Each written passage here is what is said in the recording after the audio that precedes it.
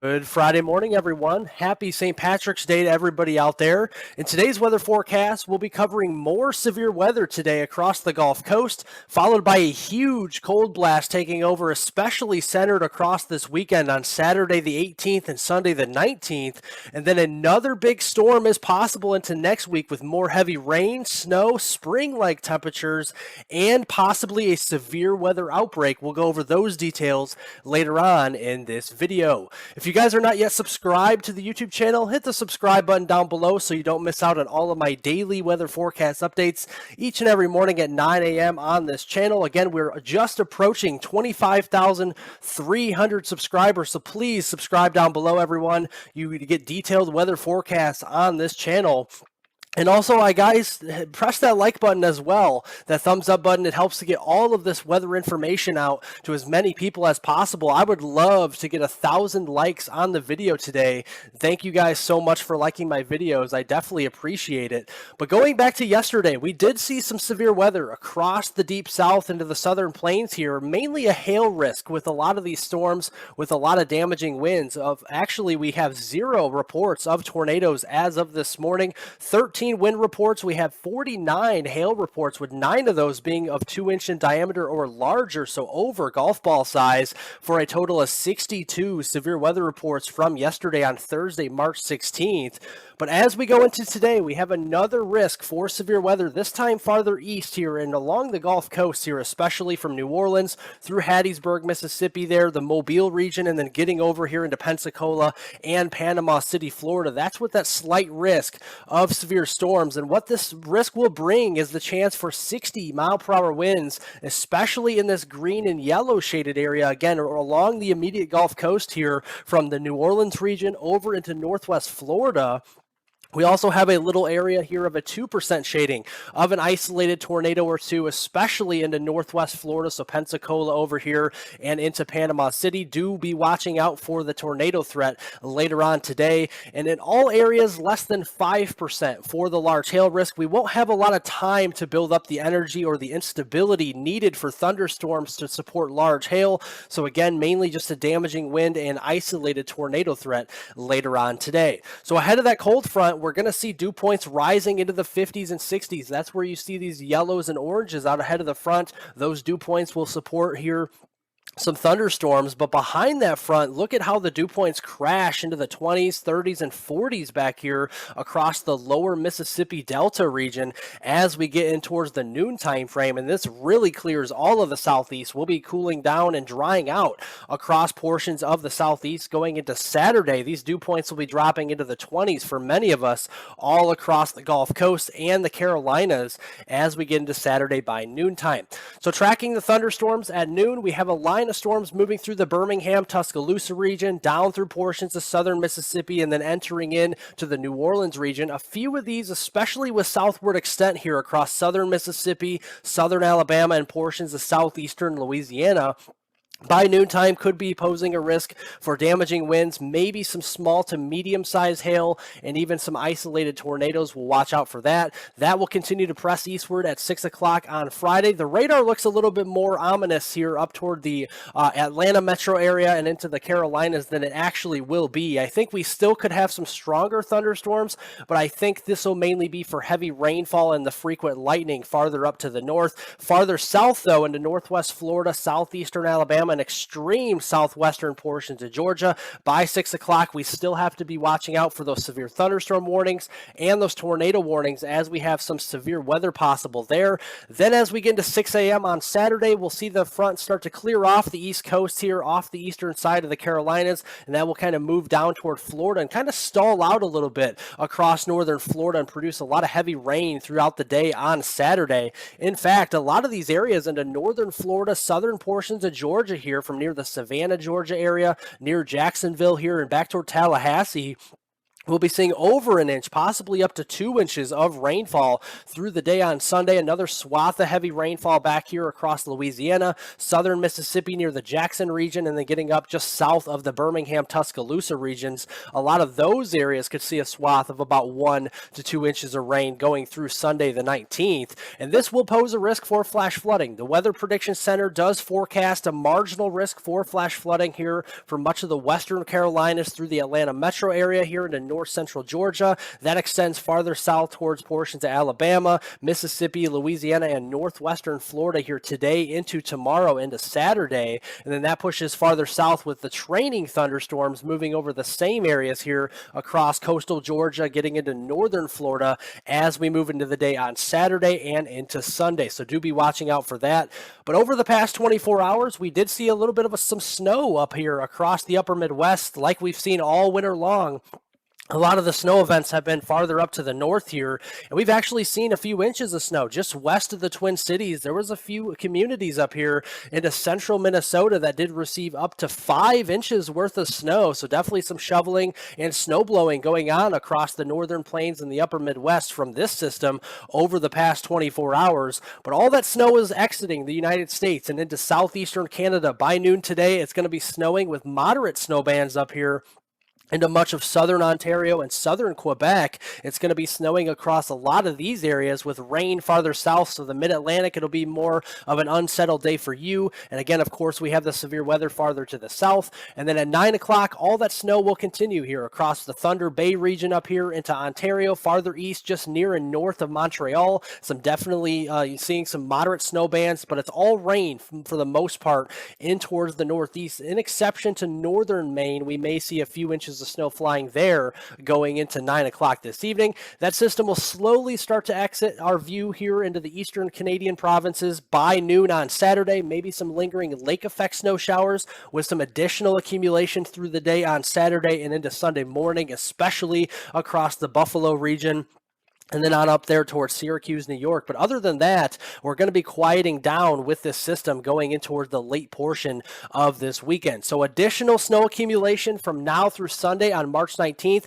Decent snow amounts up here into southern Ontario and western Quebec. A lot of these areas in the pinks and purples, we will see over 8 inches and even up to over a foot in some of these areas. We could see localized amounts up to 15 inches down there toward the Thunder Bay region. So definitely watch out for that. A couple inches here of some complementary lake effect snow showers here across the Great Lakes into the northeast. But other than that, we're not seeing much in the way of any heavy snow across those areas. Interesting to note, though, we do have a little bit of some snow showers potentially getting close to the Rio Grande Valley or the Big Bend area here into Texas. Maybe some snow showers. I think the model's a little overdone with the snowfall amounts, but we definitely could see some flakes and flurries down here into northern Mexico and West Texas toward portions there of those areas, and even up into New Mexico and southern Colorado as well through Sunday. So watch out for that. But beyond that, as we go through this weekend, the big story is going to be the huge cold blast. We're going to see a big blast of cold air behind that cold front and through the day today. Temperatures will be a good 10 to 15 degrees below average, especially across the upper Midwest here, all the way down here to the Rockies and into West Texas throughout the day today. But then watch that expand and enhance the cold as we go into Saturday. Tomorrow on March 18th, we're going to see much of the lower 48, in exception to the northeast region, being well below normal with our temperatures, a good 10 to 20 degrees below average. And then looking at the high temperatures today, again, you start to see that with the colder air farther to the north here across portions of the Dakotas, Minnesota, Wisconsin, and northern Iowa. A lot of these areas will be around 10, 12 degrees, maybe up to 20 degrees for high temperatures today. We will be cooling off in a big way compared to yesterday across the southern plains and the Ohio Valley. And you can see where that cold front is progressing to the southeast here. Warmer for today, but we will be cooling off tomorrow across the southeast. We're back to the 50s and 60s down here across the Carolinas, Georgia, and Alabama, and these areas. But look at the colder air to the north. Saturday afternoon, yeah, these are your highs. That's all we'll be able to muster is the teens and 20s up here across much of the Great Lakes and the upper Midwest and even the Dakotas there in the northern plains. And we'll look at the low temperatures now on Saturday night. This is tomorrow night, and we see below zero single digits up here into northeastern Montana, North Dakota, and maybe northern South Dakota as well, with single digits and teens farther south, as far south here as the Kansas City region, Des Moines, Chicago, back here toward Lincoln, Nebraska, and that freezing line going all the way south to North Texas and the southeast as well. So this will be a huge cold blast, and we start to see moderating temperatures as we go into Sunday with some return flow at times across the southern plains as we get into that late weekend time frame. But looking out the west here, we have another big storm taking shape, and this is going to be the main story going into late this weekend and especially next week as it moves into the middle of the country. But for now, we're going to focus on the West Coast because as we go through this weekend, especially on Saturday, March 18th, it's going to be pretty dry out here. We may have some precipitation at times, but it's going to be much drier than what we have seen. But as we go into Sunday, late this weekend, we start to draw in some of this eastern Pacific Ocean moisture into the West Coast regions, especially for California, Oregon, Washington, and Western Nevada here with these green anomalies, a good 1 to 2 standard deviations above climatology for moisture. And that continues actually going into Monday, the first day of spring equinox here on Monday, March 20th. And we see that a little farther south this time. So this will include more of the Four Corners region, southern portions of Nevada, and central and southern California, and even parts of northwestern Mexico as well going into that time frame. So what does this look like on radar, or what could it look like on radar? By 7 a.m. on Sunday, we start to see some rainfall, maybe some pockets of heavier rain moving into northern and central California, the Sacramento Valley region here. Not much snow or precipitation yet for the Sierra Nevadas, but that will pick up a little bit into Sunday night. But a lot of the moisture initially will be farther north. So western Washington state up towards Seattle, the Portland and Eugene area, and Medford, Oregon, and then farther south to there into northern California by Sunday evening. But then that moisture picks up farther south going into the day on Monday, right around the midday time frame. A lot of the heavier snow will be picking up across the Sierra Nevadas here. Places like San Francisco will start to see more snow. The Salt Lake City area will start to see more snow showers. That continues into Tuesday. Again, farther south this time with this storm with the precipitation. So places like Reno, Carson City down here, potentially even the Las Vegas region getting some snow and some rainfall here right outside the city there as well and in the city. And then we have more rain and snow over here into northern Arizona, places like Flagstaff, and the rain farther south into Phoenix. That continues into midweek. This is on Wednesday, March 22nd. Again, relentless moisture across the desert Southwest will kind of chip away at the drought here as well as provide more flooding, unfortunately, for these locations into next week.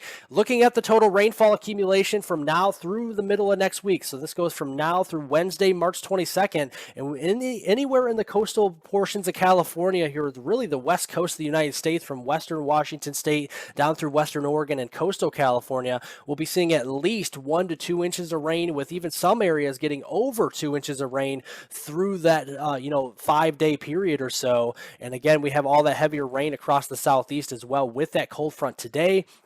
And then looking over the next 5 to 6 days or so here with the total snowfall accumulation, it's going to be farther west. The mountain snows we're going to be seeing here, especially into Colorado and northern New Mexico. But even here into the Sierra Nevadas, we're going to be adding up another couple of feet of snow. We're talking 2, 3, even 4 more feet of snow coming for the Sierra Nevadas as we go through the middle of next week. With all of that moisture here in the colder air in those upper elevations, that will be turning it more to snow in those areas. But as we get into next week, it gets a little bit more interesting across the middle of the country. So this is on Wednesday, and we have some very strong return flow here. We got temperatures rising well into the 70s and 80s out here, not only for Texas, but Oklahoma, Kansas, and potentially as far north as southern Nebraska on Wednesday. And this is ahead of this is behind a warm front that will surge some moisture farther north as we get into the central and southern plains on Wednesday. Initially, the dew points will be in the 50s and 60s from the Missouri Valley southward to the western Gulf Coast here. And that will mean that we have more of a capped atmosphere here. So we don't have much precipitation in that warm sector. You can see the warm front with kind of some rain and isolated thunderstorms up here toward Rochester, Minnesota, Chicago, maybe Indianapolis. Getting into Wednesday afternoon, more of the cold air aloft will be back to the west. So we're talking more snow in the mountain regions, even into North Dakota Wednesday afternoon. Wednesday night, we still see that warm front progressing farther to the north here. And again, an open warm sector, as it suggests with the GFS model here, and it does impact the potential for thunderstorms. So if we don't have any lifting air, you won't have any thunderstorms. So this will be capped off as we go into Wednesday night, again with more snow with that cold pocket aloft up here into the northern Rockies, northern plains, and southern Canada Wednesday night. And going into Thursday, very interesting. It's a spring preview farther north even. Des Moines, we could be in the mid 60s. Chicago, Illinois, we could be producing some 60-degree temperatures, maybe even as far north as the Madison, Wisconsin area, getting into the lower 60s on Thursday, 70s and 80s farther to the south. And look at the warm, moist sector with this system. It's going to have a powerful cold front with it, and we have to be concerned for maybe some stronger thunderstorms, especially when you look at these dew points potentially rising into the upper 50s and lower 60s all the way north into southern Wisconsin, northern Illinois, and eastern Iowa, and then all the way back southward with some 70-degree dew points into coastal Texas near Houston, Corpus Christi, and Victoria, Texas by the time we get into Thursday. And this will contribute to what we call CAPE, or convective available potential energy. By Thursday afternoon, with that cold front, we have the colder air moving in, intersecting some of that warm, moist air from the Gulf of Mexico that lifts all the way up into potentially the western Great Lakes, and that will contribute to these values that the higher the value, the more the chance of thunderstorms and thus severe weather will be going into the day on Thursday. And another aspect of this we have to look at is the what we call bulk shear from the surface all the way up into the mid levels in the 500 millibar layer. We're going to see some pretty strong southwesterlies in our jet stream, so that will contribute to some shear. So we have some energy in place and we have some wind shear, and that could combine for some stronger thunderstorms by Thursday afternoon and Thursday night. So looking at what that could be like, a low pressure system could be well up to the north. We're talking maybe the upper Midwest or western Great Lakes region somewhere by Thursday afternoon, with that cold front extending farther south from there. Maybe another low pressure system, kind of a double barreled area of low pressure, kind of down here into the southern plains and one in the upper Midwest. And we have to watch out in between here for maybe some stronger storms kicking off here in the lower Midwest, the Missouri Valley, and the southern plains. Then this really blows up as we go into Thursday night, potentially with some stronger storms and heavy rain farther north, southern lower Michigan, the Chicago area, Indianapolis, St. Louis, getting farther south here towards portions of Little Rock, even the DFW Metroplex yet again by Thursday night, and that progresses slowly eastward on Friday. But you do notice the snow and the cold air remains well far to the north. So we see that across the Dakotas, Minnesota, maybe northern Wisconsin, and then in much of Ontario and Quebec, Canada, yet again with another winter storm with heavy snowfall through the late week time frame next week. So looking at this, the next big storm, our potential impacts here on Wednesday, we have the low starting to develop across northeast Colorado and probably progressing farther northeast into at least the lower Midwest, like northwestern Iowa by Wednesday night. We have a dry warm sector. We're going to have it capped off here with a warm front extending from portions of southern Nebraska through the St. Louis region, and then the cold front and our dry line back to the west here across Colorado and New Mexico. With the cold pocket aloft, we'll have more snow, maybe heavy snow across the north central Rockies and parts of the Dakotas here into the northern plains, and that warm wing of moisture here with that warm air advection from the Gulf of Mexico. Maybe some moderate rain showers here and some isolated thunderstorms across the upper Midwest, the lower Midwest, and the Ohio Valley getting into that Wednesday night time frame. Then progressing into Thursday, an interesting setup. This is where my confidence is highest for snow and severe weather. So the snow with the cold air to the north across the Arrowhead of Minnesota, northern Wisconsin, the UP of Michigan, and then into Ontario and Quebec, Canada here. And that may kind of turn its way farther south again into upstate New York on Thursday night into Friday morning.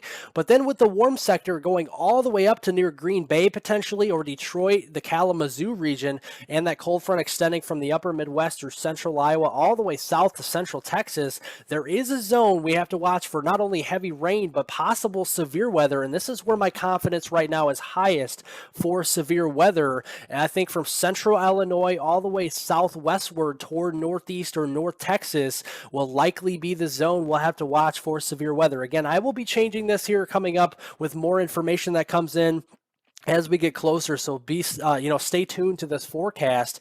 But beyond there, the long range period, it looks like this. We have below normal temperatures across the west, again with another trough digging down across the west here. We have a little bit of some ridging across the east, so above normal temperatures from the I-95 corridor all the way up to Maine even, and then down toward Florida and the Gulf Coast through March 26th. And then to round out the month, again below normal temperatures, at least possibly favored across the west, going right straight through the end of the month on that 30th and even 31st time frame, with near normal to slightly above normal temperatures farther off to the east, especially above normal from Florida to Maine across the East Coast to round out the month.